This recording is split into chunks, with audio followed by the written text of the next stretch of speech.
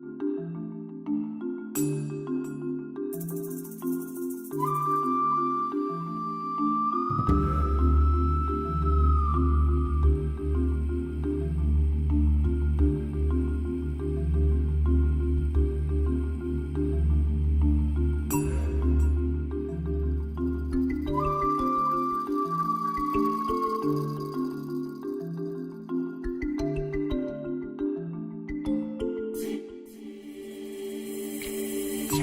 afternoon. It's nice to be back. We've been away for a couple of weeks, but today there's some really quite startling news, as you probably noticed, this solar storm. Yes. To begin with, one might think it has absolutely nothing to do with globalization, and certainly we didn't cause it. However, it has, I think, significant implications for what's happening in the world today. Because if you think a moment, 100 years ago, we probably wouldn't have cared. Or noticed.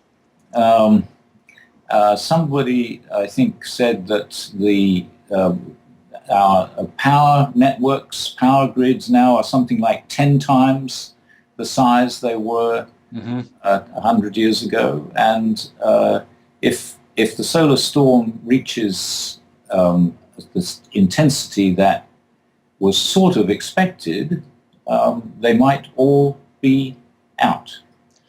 And it was weaker this morning than was expected, but I read a half an hour ago that now they're worrying that within the next 24 hours, it may become significantly stronger and may hit the Earth's magnetic field in such a way that it does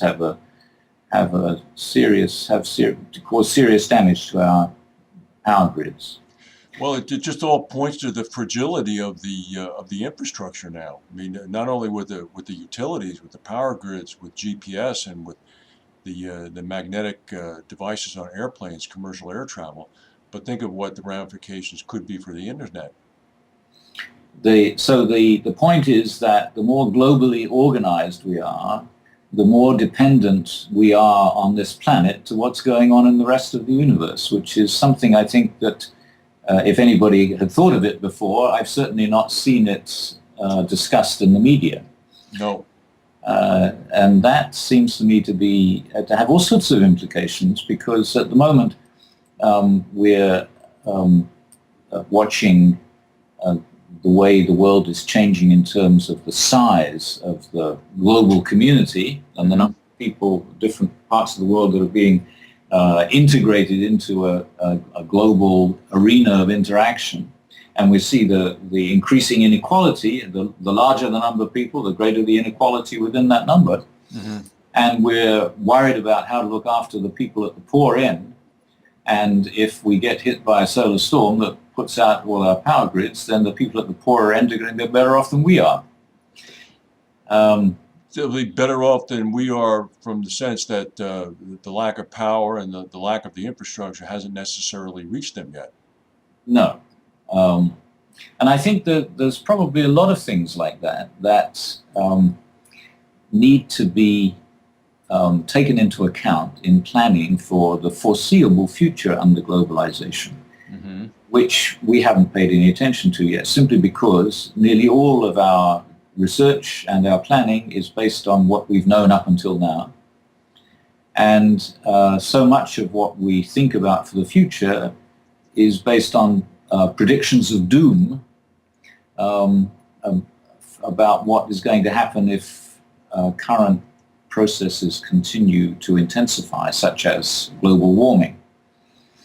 But I think what is more important than the extinction of species and even the impact of human activities on the environment is the fact that even though we may be doing a lot of damage to our environment, nevertheless we are our control of the environment is increasing. Mm-hmm. Our control of all other species is increasing.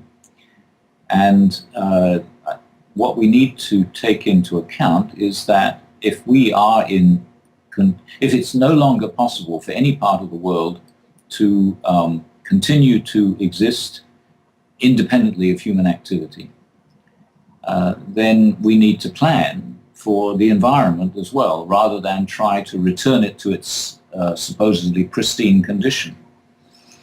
There was a man, I don't know whether you've come across a man called Gregory Benford.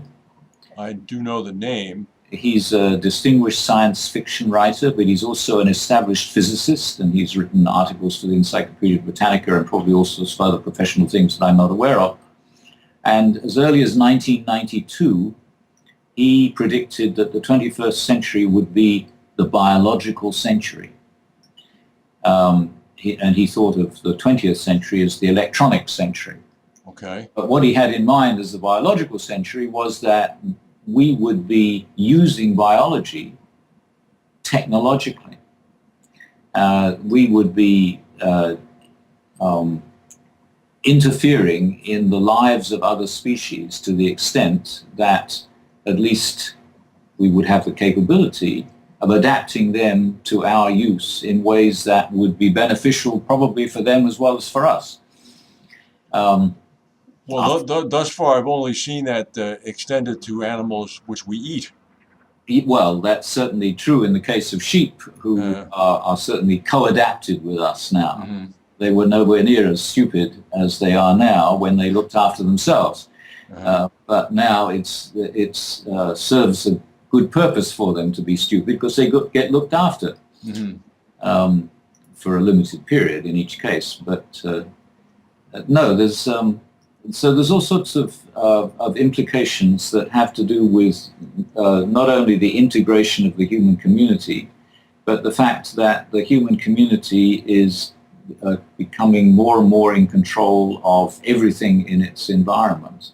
And I don't think we're so far taking account of this sort of thing. Well, let me ask a question, all right? Because one of the things that we've often discussed is the fractious kind of perspective that national groups and ethnic groups and individual interest groups have, and almost a cacophony of sound and people's opinions and protests and advocating their views almost to the exclusion of other views. And in my lifetime, I suppose the biggest event that I can remember was on September 11th, 2001, that really brought everybody worldwide, all different faiths and countries, and with the exception of Al-Qaeda, brought them all to a stop and brought everybody to a standstill and forced them to look at this very real event that had occurred that was obviously out of their control, that morning had not even been considered as possible, et cetera, et cetera, et cetera. And I remember the very tremendous outpouring of common human reaction. There were candlelight vigils in Tehran, for example, commemorating those who died in the Pentagon and the World Trade Center. So when we talk about an event such as global warming, that's a very long-term event. It happens slowly. But you talk about an event like a solar storm that might bring down, in worst case, the global electricity grid, that might bring down global communications, that might almost act as a threat unifier to maybe coalesce all these fractious communities. I'm just wondering from a globalization perspective if that could almost serve as a catalyst for trying to get to some unified, quote-unquote, world government or something in that direction, some sort of unified world view. That's a very interesting idea because it certainly did create a lot of sympathetic feeling that spread in directions and to an extent that nobody would have predicted, I think, at the time. And maybe, I hate to say this, but maybe we could do with something like that at the moment. But Fukushima really didn't do it.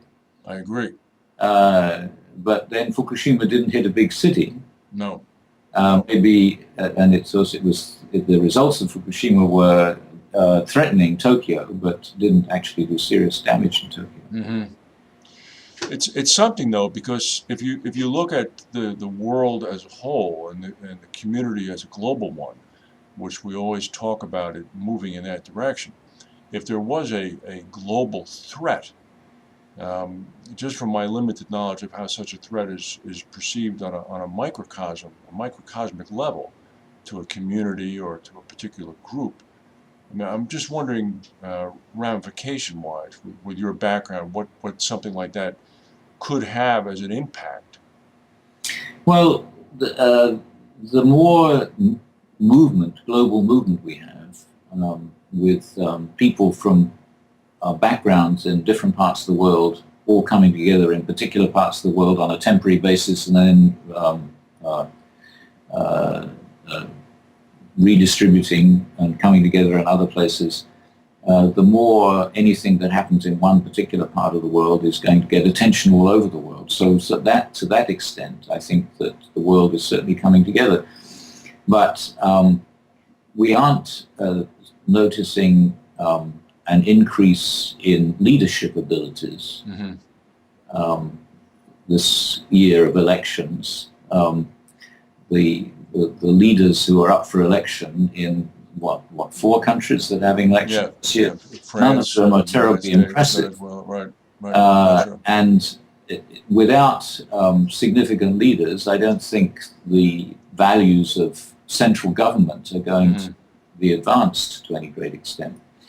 I think it's more a question of people being ready to talk to each other from different parts of the world that's more likely to increase.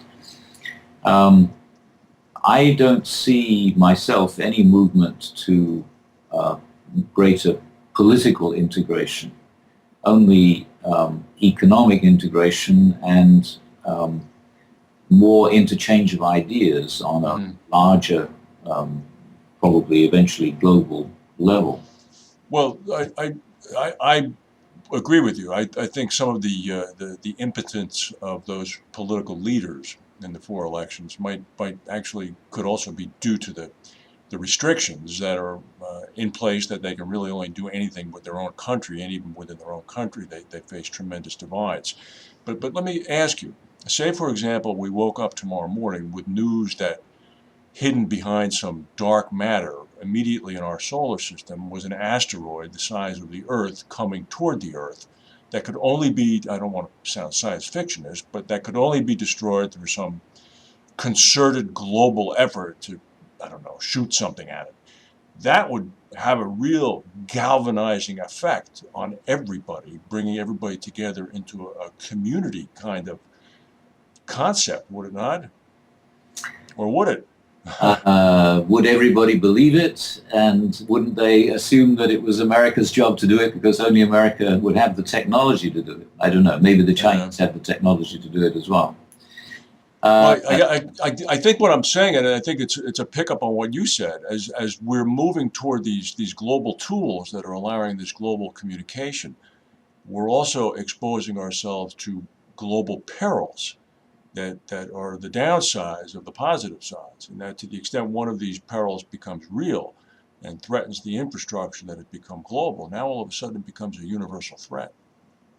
Yes, but I don't see any move in the direction of the possibility of somebody showing leadership magnetism that would appeal beyond a very small part of the world.